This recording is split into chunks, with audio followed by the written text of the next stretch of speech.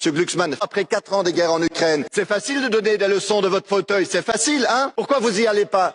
Quel culot quand même, hein? Tous unis, heureux de célébrer ici un texte qui dit aux travailleurs qu'il faudra peut-être travailler plus de 13 heures par jour, plus de 48 heures par semaine. Et tout ça pour le militaire dans un secteur où c'est déjà, grâce à la guerre en Ukraine, le jackpot pour les patrons et pour les actionnaires. Est-ce que vous savez ce que c'est la fatigue quand on travaille dans une industrie dangereuse avec des explosifs, des produits toxiques? Non, évidemment, vous le savez pas. Et que ce genre d'idées viennent de la droite, ça ne m'étonne pas. Hein, vous êtes toujours prêts à sacrifier les intérêts des travailleurs. Mais que le groupe socialiste, social-démocrate va soutenir ça, franchement, mais quelle trahison! Main dans la main avec la droite. Monsieur Glucksmann, ne faites pas cette tête. Franchement, hein, oui, je sais bien que vous iriez même plus loin, vous. Hein, vous enverriez même les travailleurs à la mort, j'ai bien compris, quand votre général français, là, il disait « que on se prépare à perdre nos enfants dans la guerre », vous avez applaudi des deux mains. Bah, écoutez, franchement, après 4 ans de guerre en Ukraine, c'est facile de donner des leçons de votre fauteuil, c'est facile, hein? Pourquoi vous y allez pas?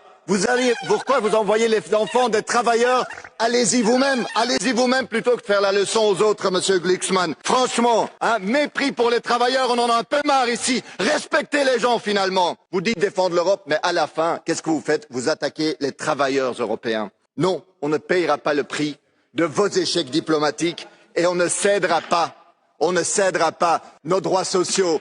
Hein? Non, mais profitez bien de vos privilèges ici. Hein? Les travailleurs vous feront payer l'addition.